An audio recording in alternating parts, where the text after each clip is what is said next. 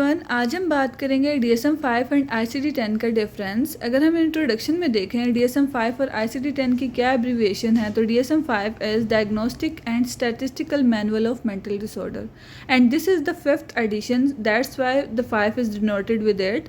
And ICD-10 is international classification of diseases and this is the 10th editions. Okay, ये तो जो है ये हमारे पास ऐसे मैनुअल हैं, ऐसे क्लासिफिकेशन सिस्टम्स हैं जो मेंटल हेल्थ और हेल्थ केयर की फील्ड में जो है वो यूज़ किए जाते हैं। अगर हम DSM-5 को देखें तो फोकसली इसमें मेंटल डिसऑर्डर्स की बात की गई है। इट मीन्स दैट कि this is more focus toward mental issues जो उसके डायग्नोसिस में जो है वो हमें हेल्प करता है। और ICD जो है वो इन जनरल हमारे पास हेल्थ केयर और मेंटल डिसऑर्डर इन दोनों को एक होलिस्टिकली लेकर चलता है। पर्पज़ और स्कोप की बात करें तो DSM-5 जो है वो APA अमेरिकन साइकेट्रिक एसोसिएशन ने जो है वो पब्लिश किया था एंड जो यूजली जो प्राइमरीली जो है वो US में यूज़ होता है और उसके अलावा internationally different mental health practitioners जो हैं वो इसको यूज़ करते हैं। इसमें डिफरेंट जो है वो क्लासिफिकेशंस हुई हुई हैं, डिफरेंट डायग्नोसिस हुए हुए हैं, मेंटल डिसऑर्डर्स के डिफरेंट क्राइटेरियाज प्रोवाइड किए हुए हैं असेसमेंट के लिए। तो दिस इज़ होलिस्टिकली हमारे पास डिफरेंट चीज़ें हैं जिसके थ्रू फॉर एग्जांपल क्लाइंट जो है वो सिम्टम्स बता रहा है तो हम उस सिम्टम्स के अकॉर्डिंगली हम DSM-5 को यूज़ करते हैं और उसमें से जो है वो सिम्टम्स को देखते हुए डायग्नोस करते हैं और फिर उसके बाद जो है हम उसके फर्दर जो है उसको असेसमेंट की तरफ लेकर चलते हैं। ICD-10 जो है वो WHO वर्ल्ड हेल्थ ऑर्गेनाइजेशन ने जो है वो पब्लिश की थी और ये यूज़ होती है ग्लोबली कोडिंग में, ठीक है। और इसमें जो है different disease, health conditions, even though mental disorders भी जो है वो इसमें इंक्लूडेड हैं। इट मीन्स दैट कि ये हमें ब्रॉडर एस्पेक्ट देती है। इट इज़ अ ब्रॉडर जो है वो रेंज है जिसमें हेल्थ कंडीशन, फिजिकल डिजीज़ भी इंक्लूडेड हैं, not only the mental disorders. आगे अगर हम स्ट्रक्चर की बात करें तो DSM-5 जो है इस तरीके से ऑर्गेनाइज की हुई है कि डिफरेंट मेंटल डिसऑर्डर्स हैं, उनकी कैटेगरीज हैं, according to their symptoms and diagnostic criteria उनको इस तरीके से किया हुआ है और उसमें डिटेल डिस्क्रिप्शन दी हुई है कि ये किसके बारे, ये जो अगर ये सिम्टम्स क्लाइंट लेकर आ रहा है तो उससे रिलेटेड कौन कौन से जो है आप कौन से डायग्नोसिस को कैसे यूज़ करोगे, उसके क्या क्या क्राइटेरिया होंगे हर डिसऑर्डर के। उसके बाद उसके साथ उन्होंने एसोसिएटेड फीचर्स बताए हैं कि क्या चीज़ें जो हैं वो एसोसिएटेड हैं उस स्पेसिफिक डिसऑर्डर के साथ और क्या चीज़ें जो हैं वो कल्चरली आपने एज अ प्रैक्टिशनर देखनी है कि कल्चरली वो चीज़ एक्सेप्टेबल है या नहीं है। मीन्स कि आपने अपना कल्चर को कंसिडर करना है।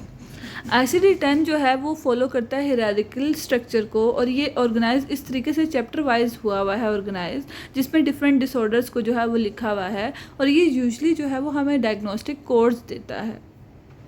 अगर हम डायग्नोस्टिक क्राइटेरिया की बात करें तो ये DSM-5 जो है वो बहुत ज़्यादा एम्फेसिस जो है उनका बिहेवियरल और साइकोलॉजिकल सिम्टम्स पर होता है और उसके साथ साथ हम उसके ड्यूरेशंस को भी देख रहे होते हैं कि कितने अरसा जो है क्लाइंट को उस सिम्टम्स में उसने गुजारा और उसके साथ कि उसकी जो डेली लाइफ की फंक्शनिंग है, वो उसकी स्कूल लाइफ है, उसकी ऑक्यूपेशनल लाइफ है, उसकी पर्सनल लाइफ है, उसकी रिलेशनशिप लाइफ है, कि मीन्स को जो उसकी पर्सनल ये पूरी जो functional daily life functioning areas हैं कितने ज़्यादा जो है वो इम्पेयरमेंट हो रहे हैं उस पर्टिकुलर डिसऑर्डर की या उस इश्यूज़ जो सिम्टम्स वो बता रहा है उसके अकॉर्डिंगली।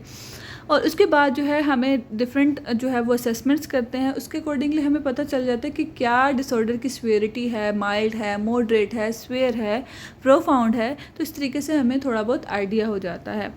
ICD की बात करें तो ये फोकस कर रहा होता है, कम्बिनेशन होता है इसमें साइंस का, सिम्टम्स का और लेबोरेटरी फाइंडिंग्स का। हम एक तरह से एक चीज़ पर रिलाई नहीं कर रहे, हम डिफरेंट चीज़ों को कम्बिनेशंस को देख रहे हैं। और इसमें जो है हम जैसे कि वी नो दैट के वर्ल्ड जो है वो चेंज हो रही है तो वहाँ पर हम सिर्फ एक फैक्टर नहीं है जो इन्फ्लुएंस करता है, तो सोशल एनवायरमेंटल फैक्टर जो हमारी हेल्थ को और हमारे डिफरेंट मेंटल इश्यूज़ को जो है वो अफेक्ट कर रही होती है, उन सब की गाइडलाइंस जो है वो ICD-10 में जो है वो ऐड हैं। अगर हम अपडेट्स और रिवीजन्स की बात करें तो DSM-5 जो है वो अभी रिसेंटली मार्च 22 में जो है 2022 में DSM-5 TR आया। TR means the text revision और इसमें जो है ऐड किए गए हैं डिफरेंट डिसऑर्डर्स को। कुछ डिसऑर्डर को एक्सक्लूड कर दिया गया है, कुछ डिसऑर्डर्स को रीनेम किया गया है और कुछ डिसऑर्डर की कोडिंग को जो है वो कोड्स को चेंज किया गया है।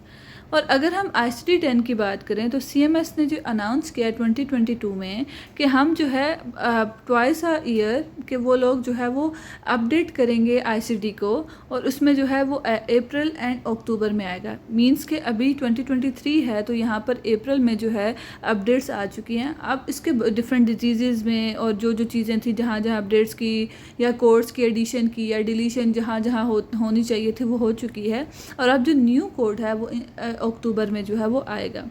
So this is all about ICD-10 and DSM-5 TR difference. अगर आपका फर्दर कोई क्वेश्चन है तो आप कमेंट सेक्शन में पूछ सकते हैं। मिलते हैं हमारी नेक्स्ट वीडियो में। अल्लाह हाफ़िज़।